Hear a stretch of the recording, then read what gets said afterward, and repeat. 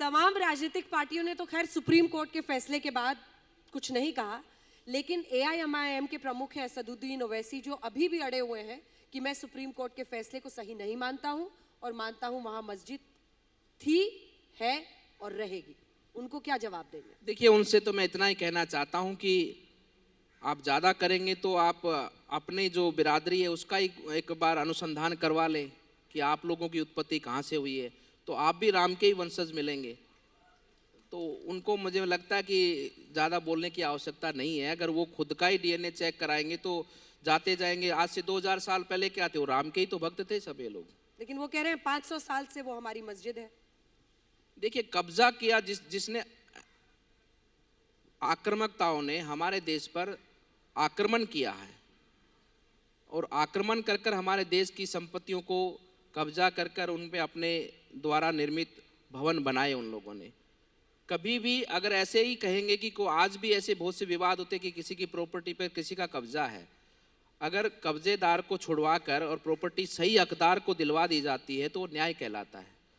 और भारत के ताकत ने और भारत के संविधान ने, भारत के कानून ने, हमारी सर्वोच्चतम न्यायालय ने हमें न्याय दिया है और भगवान श्री राम को वहाँ पर विराजमान अब भारत की जनता माननीय प्रधानमंत्री जी के एक जजमान के रूप में उनके साथ उनके हाथों से करवाने को जा रही है। आप अयोध्या पिछली बार कब गए थे? मैं अयोध्या लगभग 1 साल पहले गया था। 1 साल पहले, उसके बाद नहीं जा पाए? नहीं, उसके बाद। तो बहुत लोग ये प्रश्न भी उठा रहे हैं कि जहां पर गुंबद पहले थी और जहां पर रामलला की मूर्ति रखी गई है, मंदिर वहां से दूर बनाया जा रहा है। ये उद्धव ठाकरे से लेकर दिग्विजय सिंह, बहुत सारे, मतलब संजय राउत बोल रहे हैं, दिग्विजय सिंह कह रहे हैं कि मंदिर दूर बन रहा है। क्यों बन रहा है? इसका मतलब तो ये हुआ कि वो मानते हैं कि उस गुम्बज के नीचे भगवान रामलला विराजमान थे। इसका अर्थ तो यही हुआ ना।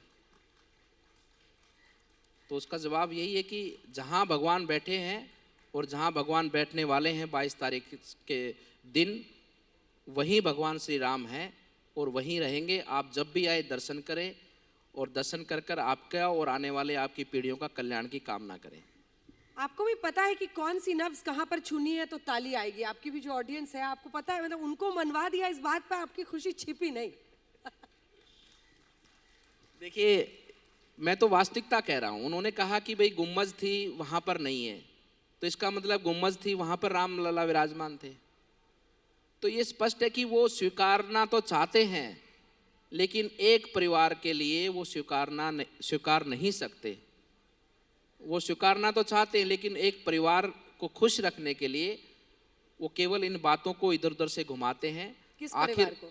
इन्हीं बातों को कि भगवान श्री राम को मानना नहीं है, भगवान श्री राम के मंदिर के प्राण प्रतिष्ठा के आमंत्रण पर आपको जाना नहीं है। ये सब विषय सिर्फ एक परिवार को खुश करने के लिए हैं। मैं तो ये कहना चाहता हूँ, जो राम के पास नहीं आएगा, जो राम को नहीं मानेगा, वो चाहे कामाख्या जाए और चाहे वो भगवान भोलेनाथ के स्थान पर उज्जैन जाए, कहीं जाए, कहीं भी कल्याण नहीं मिलेगा, क्योंकि सब भजते आखिर में राम को ही हैं। हमारे देवी देवता भी राम को ही भजते हैं। तो आप कह रहे हैं कि तमाम नेताओं को यहाँ पर आना चाहिए था, वो चूक कर रहे हैं, गलती कर रहे हैं। बिल्कुल, हमारा काम, एक संत होने के नाते हमारा काम यही है कि चाहे भले आप विपक्ष के नेता हो, विपक्ष में कार्य करते हो, लेकिन हमारा भाव यही रहता कि आपका भी कल्याण हो, आप भी राम के आके दरबार में आके नतमस्तक होइए, ताकि आपके भी आने वाले, आपका नहीं हो तो कम से कम आपकी आने वाली पीढ़ियों का तो कल्याण हो जाए। आपके पाप को भोगे आगे आने वाली पीढ़ी तो ना भोगे। मैं अब आपसे राजनीति के शिफ्ट के बारे में बात करना चाहती हूँ। क्या भारतीय जनता पार्टी के पिछले लगभग पौने 10 साल के शासन में बहुसंख्यकवाद भारत में हावी हुआ है? मैं इस नजरिए से भी आपकी राय जानना चाहूंगी कि निजी तौर पर क्या पहले भगवा पहनकर घूमना या फिर भगवान राम की बात करने पर हीन दृष्टि से देखा जाता था, और अब तो आप लोगों का दबदबा है? क्यों? नहीं, ऐसा नहीं है। ये भारत की सनातन धर्म संस्कृति है जो इस सृष्टि के निर्माण से लेकर अब तक अचल है, अजर है और बहुत ही कल्याण भावना से आगे बढ़ती आई है। ये दुनिया में जितने भी आज अनेकों धर्म को मानने वाले लोग हैं, अनेकों परंपराएं हैं, अनेकों सभ्यताएं हैं, इन सब की जननी ये भारत भूमि है।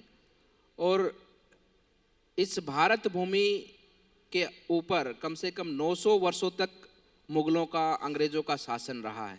इतना कालखंड गुलामी के समय रहते हुए भी उन लोगों ने क्या क्या प्रण नहीं लिए कि हम एक मण जनेऊ नहीं उतारेंगे जब तक हम भोजन नहीं करेंगे। अर्थात एक मण जनेऊ, एक जनेऊ के अंदर मुश्किल से 10 से 20 ग्राम वजन होता है। इतने लोगों को वो मारते थे, उसके बाद में वो लोग भोजन करते थे। लेकिन तब भी ऐसे ऐसे संकल्पों के बाद भी, ऐसे ऐसे आक्रामकताओं के, क्रूरता के बाद भी इस भारत भूमि सनातन धर्म को कोई खत्म नहीं कर पाया।